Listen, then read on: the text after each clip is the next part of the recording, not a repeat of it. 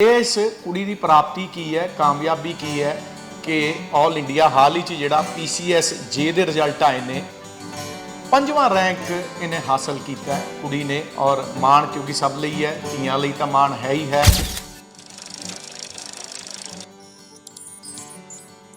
आशा तो थी क्योंकि मेहनत तो कर ही रही हूँ, जब से लगी हुई हूँ तैयारी में। बट इस बारी जो मैं कर पाई हूँ ये सिर्फ और सिर्फ मेरे हस्बैंड और मेरे पेरेंट्स इन लॉ की ब्लेसिंग्स और उनके सपोर्ट की वजह से है।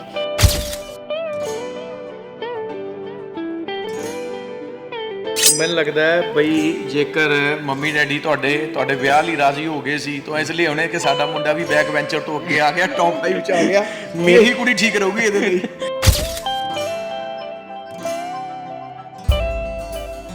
मैं ये कहना चाहूँगी कि पंजाब का एग्ज़ाम ही मैंने इसीलिए दिया क्योंकि मैं यहाँ बहू बनकर आई हूँ, क्योंकि मेरी मदर हरियाणा में जुडिशल ऑफिसर है, मेरे नाना जी भी हरियाणा में थे। तीसरी पीढ़ी हो आप? हाँ जी, हाँ जी। तो मैं एक 3rd जनरेशन जुडिशल ऑफिसर बनी हूँ। I am very thankful to God और शायद मेरे नाना जी की ब्लेसिंग्स भी मेरे साथ थी।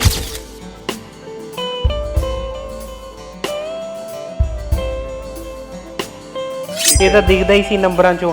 ਫਿਰ ਕਦੇ ਲਾਂਭਾ ਨਾ ਘਰਦਿਆਂ ਨੂੰ ਦੇਣਾ ਪਿਆ ਮੈਨੂੰ, ਨਾ ਇਹਨਾਂ ਕੋਲ ਆਇਆ ਕਦੇ ਪੜ੍ਹਾਈ ਦੇ ਵਿੱਚ, ਕਿਉਂਕਿ ਮੇਰੀ ਕੰਪਨੀ ਬਹੁਤ ਵਧੀਆ ਸੀਗੀ। ਇਸ ਲਈ ਹੁਣ ਫਾਈਨਲੀ ਤੁਹਾਡੇ ਸਾਹਮਣੇ ਹੈਗਾ।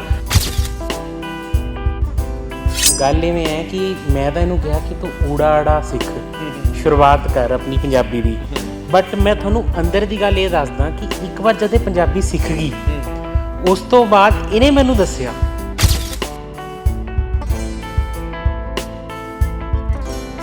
ਮੈਂ ਤਾਂ ਇਹਨੂੰ ਸਿਰਫ ਪੰਜਾਬੀ ਵਿੱਚ ਗਾਈਡ ਕਰਿਆ, ਇਹਨੇ ਮੈਨੂੰ ਓਵਰਆਲ ਸਾਰੀ ਚੀਜ਼ਾਂ 'ਚ ਲਾਅ ਸਭ ਕੁਝ ਇਸੇ ਬਹੁਤ ਗਾਈਡ ਕਰਿਆ।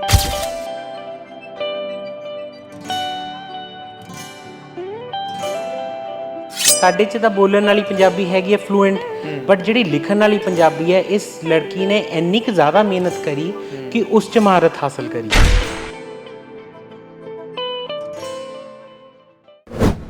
खुद ही को कर बुलंद इतना कि हर तकदीर से पहले खुदा बंदे से खुद पूछे बता तेरी रज़ा क्या है। ਧਰਤੀ ਤੇ ਕੁਝ ਅਜਿਹੇ ਚੁਣਿੰਦਾ ਹੀ ਲੋਕ ਆਉਂਦੇ ਨੇ, ਹਾਲਾਂਕਿ ਲੱਖਾਂ ਕਰੋੜਾਂ ਵਸਦੇ ਨੇ, ਅਰਬਾਂ ਖਰਬਾਂ ਵਸਦੇ ਨੇ, ਕਿ ਜੋ ਆਪਣੀ ਜ਼ਿੰਦਗੀ 'ਚ ਚਾਹੁੰਦੇ ਨੇ ਆਪਣਾ ਮੁਕਾਮ ਪਾ ਲੈਂਦੇ ਨੇ। ਅਜਿਹੀ ਹੀ ਇੱਕ ਕੁੜੀ ਨਾਲ ਅੱਜ ਤੁਹਾਡੀ ਮੁਲਾਕਾਤ ਕਰਾਵਾਂਗੇ। ਸਾਡਾ ਗਵਾਂਢੀ ਸੂਬਾ ਹਰਿਆਣੇ ਦੀ ਉਹ ਰਹਿਣ ਵਾਲੀ ਹੈ, ਉੱਥੇ ਦੀ ਧੀ ਹੈ, ਨੂੰਹ ਬਣ ਕੇ ਉਹ ਪੰਜਾਬ 'ਚ ਪਹੁੰਚੀ ਹੈ।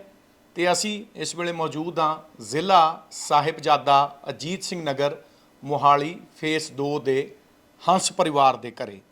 ਇਹਨਾਂ ਦਾ ਵੀ ਮਾਣ ਵਧਾਇਆ, ਆਪਣੇ ਮਾਪਿਆਂ ਦਾ ਵਧਾਇਆ ਹੀ ਵਧਾਇਆ।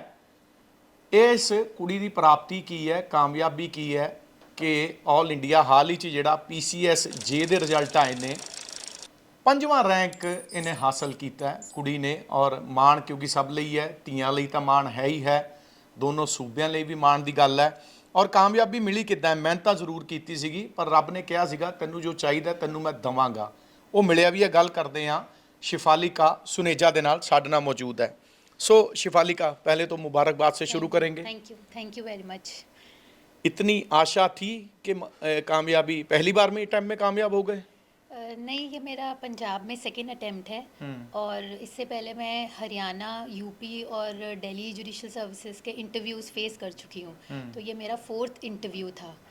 आशा तो थी क्योंकि मेहनत तो कर ही रही हूँ, जब से लगी हुई हूँ तैयारी में।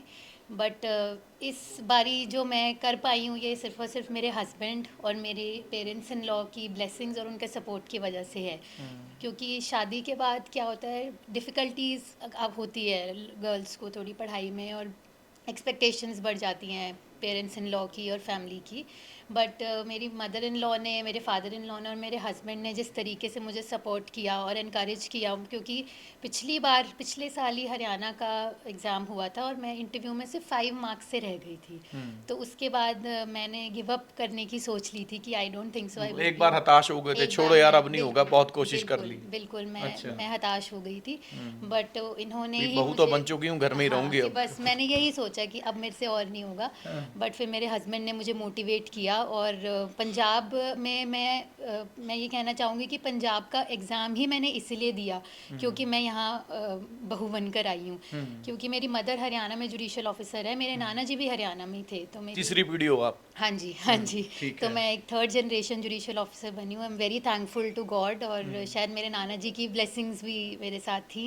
तो लेकिन पंजाब का पेपर देने से पहले सबसे नाना जी हैं अभी? नाना जी नहीं, अब वो ही नो मोर। अच्छा। तो पंजाबी एक सबसे बड़ी हर्डल थी मेरे लिए, क्योंकि आप जैसे देख सकते हैं मैं बोल भी नहीं पा रही हूँ, बट मेरे हस्बैंड ने मुझे पंजाबी की तैयारी कराई, मेरी मदर इन लॉ ने, तो ये सब मेरे को एवरीडे प्रैक्टिस करवाते थे, लिखना पढ़ना समझना सब सिखाया। तो वो एक हर्डल मैंने क्रॉस किया कि मैंने पहले पंजाबी लैंग्वेज का एग्ज़ाम क्लियर किया और बस फिर रिजल्ट आपके सामने है। 3 साल आपकी शादी को हो गए हाँ हैं, जी। तो उससे पहले जैसे एक किस्म से कहें हम जुडिशरी की बैकग्राउंड, मदर सिटिंग जज हैं आपके, नाना आपके जज रहे, हाँ जी। तो मम्मी ने सोचा होगा भी चल तू जज की तैयारी कर या तेरी किसी हरियाणा में किसी जज उससे शादी कर देंगे, कुछ ऐसा चल रहा था? नहीं, उस समय तो नहीं, क्योंकि मेरी मम्मी इस क्योंकि चीज़ में हाँ, वकालत तो पढ़ी आपने वकालत तब। मैंने पढ़ी है, बट हमने मेरी मदर का ये हमेशा से ही था कि शादी तभी करेंगे जब कुछ बन जाऊंगी, क्योंकि for girls it is very important कि आप इंडिपेंडेंट पहले हो जाएं और फिर ही शादी करें।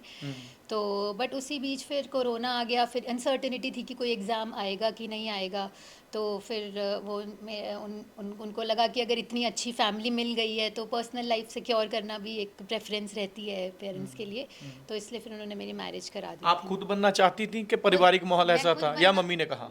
पहले देखिए, पहले तो मम्मी ने कहा इसलिए बनना चाहती थी कि बनना है। अपना लक्ष्य क्या था? अपना लक्ष्य उन्होंने जब अपना लक्ष्य था कि उन्हें प्राउड फील कराना है, ठीक तो है। वो मैंने उनका लक्ष्य अपना लक्ष्य बना लिया, और फिर जब मेहनत करनी शुरू की तो फिर तो यही सोच लिया कि अब करनी है मेहनत, तो ठान लिया तो अचीव करके ही दम लेना है। बिल्कुल ठीक। तो 4th अटेम्प्ट में अब फिर फाइनली फोर्थ टाइम मैंने इंटरव्यू फेस किया, तो अब फाइनली बाय गॉड्स ग्रेस और मेरे पेरेंट्स की ब्लेसिंग से अब मैं अब तो पंजाबी लिखनी सीखनी पड़ेगी। नहीं लिखनी पढ़नी मुझे इतने अच्छे से सिखा दी गई है यहाँ मेरे इन लॉज में, क्योंकि ये सब बोलते भी पंजाबी हैं, तो मैं समझ सकती हूँ, मैं लिख भी सकती हूँ, पढ़ भी सकती हूँ, और जैसे जैसे काम में जैसे जैसे ज़रूरत पड़ेगी मैं बोलनी भी सीख लूँगी। बिल्कुल ठीक है। हाँ जी। ਸੋ ਸ਼ਿਫਾਲਿਕਾ ਨਾਲ ਗੱਲਬਾਤ ਚੱਲ ਰਹੀ ਸੀ, ਕਾਫੀ ਕਹਾਣੀਆਂ ਤੁਹਾਨੂੰ ਇਸ ਕੁੜੀ ਦੀ ਕਾਮਯਾਬੀ ਵਿੱਚ ਨਜ਼ਰ ਆਉਣਗੀਆਂ। ਇੱਕ ਉਹ ਵੀ ਕਹਾਵਤ ਮੇਰੇ ਜ਼ਿਹਨ 'ਚ ਆ ਰਹੀ, ਅੱਖਰ ਯਾਦ ਆ ਰਿਹਾ ਕਿ ਇੱਕ ਹਰ ਕਾਮਯਾਬ ਔਰਤ ਪਿੱਛੇ ਇੱਕ ਆਦਮੀ ਦਾ ਹੱਥ ਹੁੰਦਾ। ਸੋ ਉਸ ਆਦਮੀ ਨਾਲ ਵੀ ਤੁਹਾਨੂੰ ਮਿਲਾਵਾਂਗੇ। ਪੰਜਾਬੀ 'ਚ ਗੱਲ ਕਰੀਏ, ਇਹਨਾਂ ਦੇ ਵੀ ਇਹ ਆਦਮੀ ਹੈਗੇ ਨੇ, ਸ਼ਿਵਾਦੀਪ ਸਿੰਘ ਉਹਨਾਂ ਦੀ ਗੱਲ ਕਰ ਰਹੇ ਹਾਂ, ਬਿਲਕੁਲ ਸਾਡੇ ਨਾਲ ਮੌਜੂਦ ਨੇ। ਸੋ ਭਾਜੀ, ਘਰ 'ਚ ਮਾਹੌਲ ਤਾਂ ਚਲੋ ਬਣ ਗਿਆ ਹਨਾ, ਉਹ ਹਿੰਦੀ 'ਚ ਗੱਲਾਂ ਕਰਦੀ ਹੋਣੀ ਤੁਹਾਡੇ ਨਾਲ, ਤੁਸੀਂ ਪੰਜਾਬੀ 'ਚ ਕਰਦੇ ਹੋਣੇ, ਤੇ ਪੰਜਾਬੀ ਸਿਖਾਉਣ 'ਚ ਕਿੰਨੀ ਕੁ ਦਿੱਕਤ ਆਈ? ਦੇਖੋ ਜੀ, ਗੱਲ ਇਵੇਂ ਹੈ ਕਿ ਮੈਂ ਤਾਂ ਇਹਨੂੰ ਕਿਹਾ ਕਿ ਤੂੰ ਊੜਾ ਆੜਾ ਸਿੱਖ, ਸ਼ੁਰੂਆਤ ਕਰ ਆਪਣੀ ਪੰਜਾਬੀ ਦੀ, ਬਟ ਮੈਂ ਤੁਹਾਨੂੰ ਅੰਦਰ ਦੀ ਗੱਲ ਇਹ ਦੱਸਦਾ ਕਿ ਇੱਕ ਵਾਰ ਜਦ ਇਹ ਪੰਜਾਬੀ ਸਿੱਖ ਗਈ, ਉਸ ਤੋਂ ਬਾਅਦ ਇਹਨੇ ਮੈਨੂੰ ਦੱਸਿਆ ਕਿ ਕਹਿੰਦੇ ਤੂੰ ਐ ਨਹੀਂ ਕਹਿਣਾ ਕਿ ਇਹ ਮੈਂ ਇਹ ਬੰਨਣਾ, ਤੂੰ ਕਹਿਣਾ ਕਿ ਮੇਰਾ ਟੀਚਾ ਹੈ। ਇਹੋ ਜਿਹੇ ਸ਼ਬਦ ਇਹਨੇ ਮੈਨੂੰ ਦੱਸੇ। ਮੈਂ ਠੇਠ ਪੰਜਾਬੀ ਵਾਲੇ ਜਿਹੜੇ ਬੁਕਿਸ਼ ਲੈਂਗੁਏਜ ਤੇ ਆਪਾਂ ਜਿਵੇਂ ਬੋਲਦੇ ਆ, ਸਾਡੇ 'ਚ ਤਾਂ ਬੋਲਣ ਵਾਲੀ ਪੰਜਾਬੀ ਹੈਗੀ ਹੈ ਫਲੂਐਂਟ, ਬਟ ਜਿਹੜੀ ਲਿਖਣ ਵਾਲੀ ਪੰਜਾਬੀ ਹੈ, ਇਸ ਲੜਕੀ ਨੇ ਇੰਨੀ ਕੁ ਜ਼ਿਆਦਾ ਮਿਹਨਤ ਕਰੀ ਕਿ ਉਸ 'ਚ ਮਹਾਰਤ ਹਾਸਲ ਕਰੀ। ਤੇ ਇਹ ਸਾਰਿਆਂ ਲਈ ਮੈਂ ਤਾਂ ਕਹਾਂਗਾ ਕਿ ਪ੍ਰੇਰਨਾ ਹੈ, ਕਿਉਂਕਿ ਲਾਅ ਦੇ ਸਬਜੈਕਟ ਇੰਨੇ ਕੁ ਔਖੇ ਹੁੰਦੇ ਹੈ। ਉਸ ਤੋਂ ਬਾਅਦ ਇੰਗਲਿਸ਼ ਦਾ ਇੱਕ ਪੇਪਰ ਹੁੰਦਾ, ਉਹ ਵੀ ਬਹੁਤ ਔਖਾ ਹੁੰਦਾ ਹੈ, ਬਟ ਜਦ ਪੰਜਾਬੀ ਨਾਲ ਇਹ ਸਾਰਿਆਂ ਦਾ ਇਕੱਠਾ ਮੇਲ ਜੋੜ ਹੁੰਦਾ ਹੈ ਤਾਂ ਜਾ ਕੇ ਇੱਕ ਜੱਜ ਬਣਦਾ ਹੈ। ਉਹ ਇਹਨੇ ਦੱਸਿਆ ਸਾਨੂੰ, ਤੇ ਮੈਂ ਬਹੁਤ ਪ੍ਰਾਊਡ ਹਾਂ ਇਸ ਤੋਂ ਜੀ।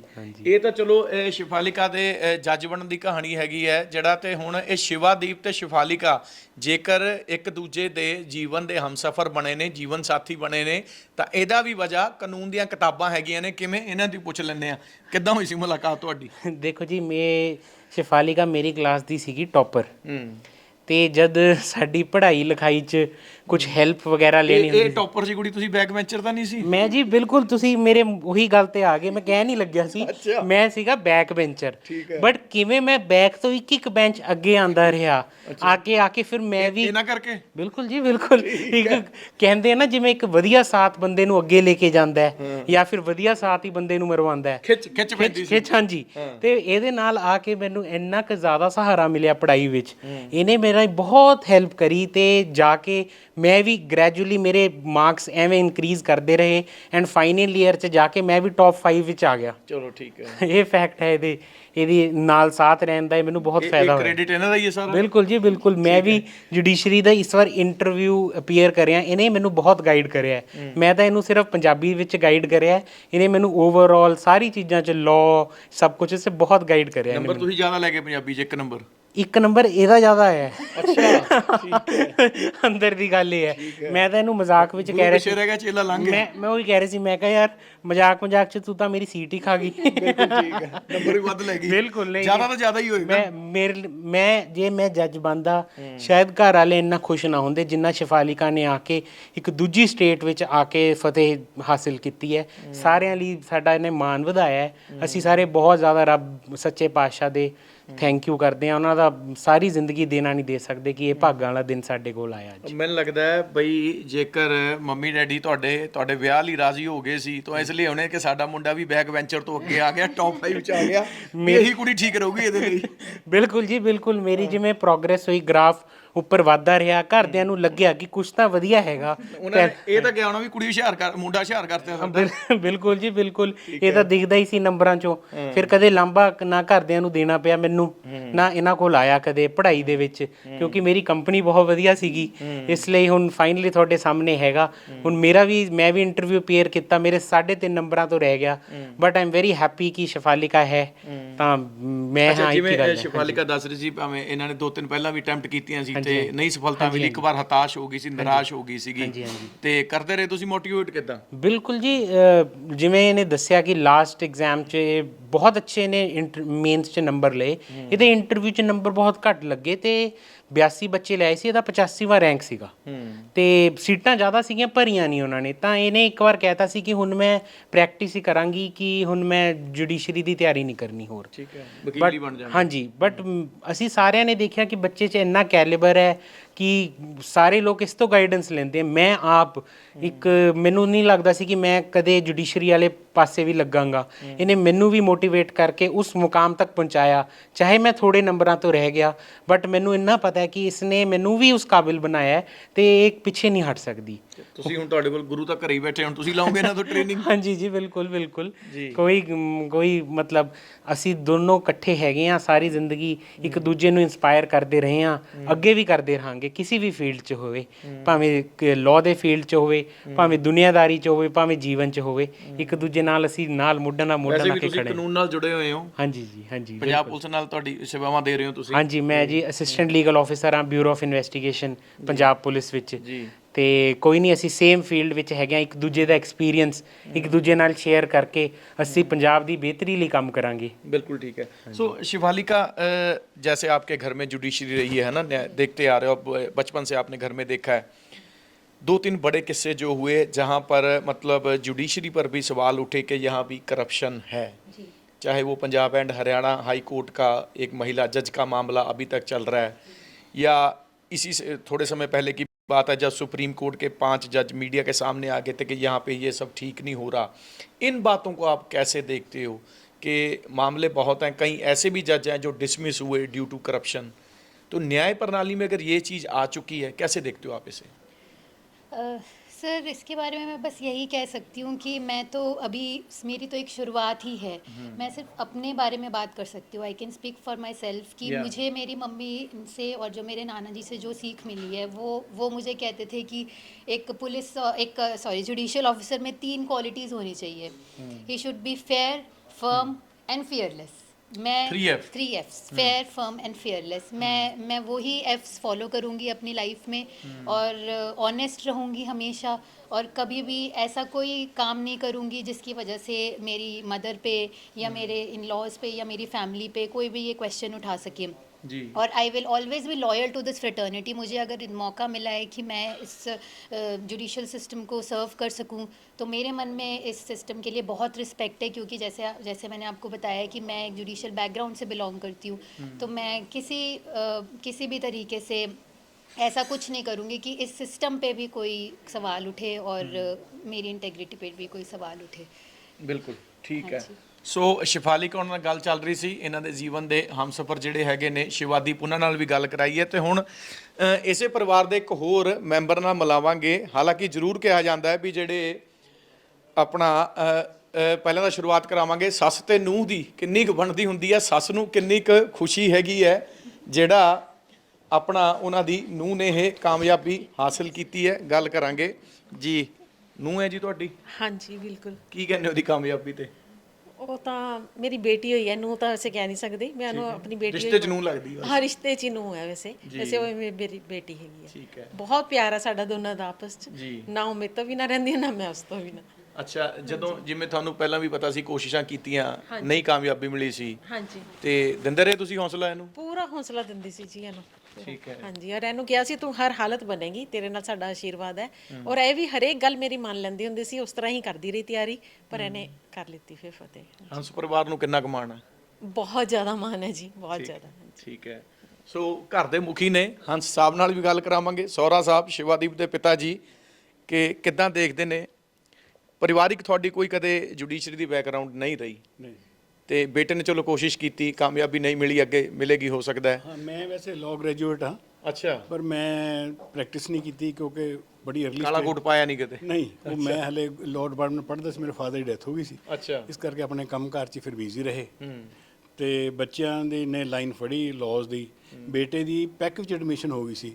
ਅੱਛਾ, ਇੰਜੀਨੀਅਰ? ਇੰਜੀਨੀਅਰ ਨਾਲ ਹੀ ਉਹਦੀ ਲਾਅ 'ਚ ਹੋ ਗਈ ਸੀ। ਉਹ ਕਹਿੰਦੇ ਲਾਅ ਪ੍ਰੈਫਰ ਕੀਤਾ। ਮੈਂ ਕਿਹਾ ਜੋ ਤੇਰੀ ਮਰਜ਼ੀ ਕਰ। ਅੱਛਾ, ਤੁਹਾਡੇ ਮਨ 'ਚ ਜਿਵੇਂ ਤੁਸੀਂ ਦੱਸਿਆ ਲਾ ਗ੍ਰੈਜੂਏਟ ਮਨ 'ਚ ਕਿਤੇ ਨਾ ਕਿਤੇ ਰਹਿ ਗਈ ਸੀ ਤਾਂ ਕਿ ਯਾਰ ਜੁਡੀਸ਼ਰੀ ਜਾਣਾ ਹੈ? ਬੱਚਿਆਂ ਨੇ ਪੂਰੀ ਕੀਤੀ ਹੈ। I am grateful to my children. ਬਹੁਤ ਦੋਨੋਂ ਬੱਚੇ ਨੇ। ਠੀਕ ਹੈ। ਸ਼ਿਫਾਲਿਕਾ ਮੈਨੂੰ ਬੇਟੀ ਤੋਂ ਵੱਧ ਹੈ। ਠੀਕ ਹੈ। ਤੇ ਸ਼ਿਵਾ ਵੀ ਮੇਰਾ ਬਹੁਤ ਕਹਿਣੀ ਚ ਰਿਹਾ ਹਮੇਸ਼ਾ। ਬਿਲਕੁਲ ਠੀਕ ਹੈ। ਔਰ ਮੈਂ ਸਭ ਇਮੋਸ਼ਨਲ ਹੋ ਜਾਣਾ ਬੱਚਿਆਂ ਤੋਂ ਹੁਣ ਦੇਖ ਕੇ। ਜਜ਼ਬਾਤੀ ਹੋ ਜਾਂਦੇ ਹੋ? ਹਾਂ, ਭਾਵਨਾਵਾਂ ਬਾਹਰ ਆਉਂਦੀਆਂ। ਬਹੁਤ ਪਿਆਰ ਕਰਦੇ ਮੈਨੂੰ, ਔਰ ਮੈਂ ਵੀ ਬਹੁਤ ਉਹਨਾਂ ਨੂੰ ਪਿਆਰ ਕਰਦਾ। ਔਰ ਉਹਨਾਂ ਜਿਹਨੂੰ ਕਹਿੰਦੇ ਨਾ ਜਾਨ ਹਾਜ਼ਰ ਹੈ ਬੱਚਿਆਂ ਵਾਸਤੇ, ਉਹਦਾ ਅੱਖਾਂ 'ਚ ਤੁਹਾਡੀ ਝਲਕ ਰਿਹਾ ਪਿਆਰ ਤੁਹਾਡਾ। ਠੀਕ ਹੈ, ਮੈਂ ਬਹੁਤ ਖੁਸ਼ ਹਾਂ। ਅੱਛਾ, ਕੀ ਲੱਗਦਾ ਵੀ ਅੱਜ ਕੱਲ ਦੀਆਂ ਔਲਾਦਾਂ ਜ਼ਿੰਦਗੀ ਦੀ ਕਮਾਈ ਸਫਲ ਹੈ? ਹਾਂ, ਨਹੀਂ, ਸੰਸਕਾਰ ਹੈ ਤੁਹਾਡੇ, ਜਿੱਦਾਂ ਦੇ ਤੁਸੀਂ ਬੱਚੇ ਨੂੰ ਸੰਸਕਾਰ ਦਿੱਤੇ ਹੈ। ਜ਼ਿੰਦਗੀ ਤੁਸੀਂ ਸੰਸਕਾਰ ਸਿਖਾ ਨਹੀਂ ਸਕਦੇ, ਤੁਹਾਨੂੰ ਉਹਨਾਂ ਨੂੰ ਬਣ ਕੇ ਦਿਖਾਉਣਾ ਪੈਂਦਾ ਹੈ। ਜਿਹੜੇ ਤੁਹਾਨੂੰ ਡੈਮੋਸਟ੍ਰੇਟ ਨਹੀਂ ਤੁਸੀਂ ਕਰਨੇ ਪੈਂਦੇ, ਉਹਨਾਂ ਨੂੰ ਤੁਸੀਂ ਦੱਸਣਾ ਪੈਂਦਾ ਵੀ ਇਦਾਂ ਦਾ ਹੈਗਾ। ਔਰ ਉਦਾਂ ਹੀ ਬੱਚੇ ਚੱਲ ਰਹੇ, ਬਹੁਤ ਖੁਸ਼ੀ ਦੀ ਗੱਲ ਹੈ। ਅੱਜ ਦੀ ਤਰੀਕ 'ਚ ਅਸਲੀ ਤਾਂ ਕਮਾਈ ਕੋਈ ਪ੍ਰਾਪਰਟੀਆਂ ਕਮਾਈ ਨਹੀਂ ਹੁੰਦੀ, ਕਮਾਈ ਬੱਚੇ ਹੀ ਹੁੰਦੇ। ਜੋ ਅੱਛੇ ਬੱਚੇ ਲਾਇਕ ਨਿਕਲ ਆਏ ਤਾਂ ਉਹ ਤੁਹਾਡੀ ਜ਼ਿੰਦਗੀ ਸਫਲ। ਜ਼ਿੰਦਗੀ ਸਫਲ, ਹਾਂਜੀ ਬਿਲਕੁਲ। ਸੋ ਦਰਸ਼ਕੋ, ਅਸੀਂ ਤੁਹਾਨੂੰ ਦੱਸੀਏ ਕਿ 10,000 ਬੱਚਾ ਪੂਰੇ ਭਾਰਤ 'ਚੋਂ ਇਹਦੇ ਵਿੱਚ ਪੇਪਰ ਦਿੰਦਾ, ਅਪੀਅਰ ਹੁੰਦਾ। ਉਸ ਤੋਂ ਬਾਅਦ ਜਾ ਕੇ ਸਿਰਫ 1,500 ਨੂੰ ਚੁਣਿਆ ਜਾਂਦਾ। ਉਹਨਾਂ 1,500 ਦੇ ਵਿੱਚੋਂ ਵੀ ਜਾ ਕੇ ਅੱਗੇ ਸਟੈਪ ਬਾਏ ਸਟੈਪ ਜਿਹੜੇ ਹੁੰਦੇ ਨੇ, ਪ੍ਰੀਲਿਮਿਨਰੀ ਹੁੰਦਾ, ਇੰਟਰਵਿਊ ਹੁੰਦਾ, ਤੇ 250 ਬੱਚੇ ਚੁਣੇ ਜਾਂਦੇ ਨੇ। ਉਹਨਾਂ 250 ਦੇ ਵਿੱਚ ਟੌਪ 5 ਦੀ ਜੇ ਗੱਲ ਕਰੋਗੇ ਤਾਂ ਇਹ ਸ਼ਿਫਾਲਿਕਾ ਸੁਨੇਜਾ ਹੈ, ਜਿਹਨੇ ਮਾਣ ਖੁਦ ਹਾਸਲ ਕੀਤਾ। ਸੁਨੇਜਾ ਪਨਾਰ ਨੂੰ ਮਾਣ ਕਰਵਾਇਆ ਤੇ ਹੰਸ ਪਰਿਵਾਰ ਨੂੰ ਵੀ ਜਿਹੜਾ ਮਾਣ ਕਰਵਾਇਆ ਹੈਗਾ। ਸੋ ਇਹ ਆਪਾਂ ਕਹੀਏ ਆਈਡੀਅਲ ਹੈਗੇ ਨੇ ਅਜਿਹੀਆਂ ਕੁੜੀਆਂ ਜਿਹੜੀਆਂ ਭਾਵੇਂ ਜ਼ਿੰਦਗੀ 'ਚ ਸਫਲਤਾ ਦੇ ਮੌਕੇ ਵੀ ਨਹੀਂ ਮਿਲੇ, ਹਤਾਸ਼ ਵੀ ਹੋਈਆਂ, ਪਰ ਆਪਣੇ ਮਾਪੇ, ਅੱਗੇ ਰਿਸ਼ਤੇ ਨਾਤੇ, ਜੀਵਨ ਦੇ ਹਮਸਫਰ, ਸੱਸ ਸਹੁਰਾ ਤਾਂ ਕਹਿੰਦੇ ਨਹੀਂ, ਅਸੀਂ ਧੀਓ ਕਹਿ ਰਹੇ, ਕਹਿੰਦੇ ਇੱਧਰ ਵਾਲੇ ਮਾਪੇ, ਮੈਂ ਕਹਾਂਗਾ ਉੱਧਰ ਵਾਲੇ ਮਾਪੇ, ਇਹਨਾਂ ਦੀ ਇੱਕ ਹੌਸਲਾ ਅਫਜ਼ਾਈ ਸੀ ਕਿ ਅੱਜ ਜਿਹੜੀ ਕਾਮਯਾਬੀ ਸ਼ਿਫਾਲਿਕਾ ਨੂੰ ਮਿਲੀ ਹੈ ਤੇ ਸਭ ਨੂੰ ਇਸ 'ਤੇ ਮਾਣ ਮਹਿਸੂਸ ਹੋ ਰਿਹਾ। ਸੋ ਹੋਰ ਨਵੀਆਂ ਤੇ ਤਾਜ਼ੀਆਂ ਅਪਡੇਟ ਲਈ ਜੁੜੇ ਰਹੋ ਸਾਡੇ ਨਾਲ। ਹੁਣ ਦਿਓ ਬਲਜੀਤ ਮਰਵਾਹਾ ਨੂੰ ਇਜਾਜ਼ਤ। ਸ਼ੁਕਰੀਆ।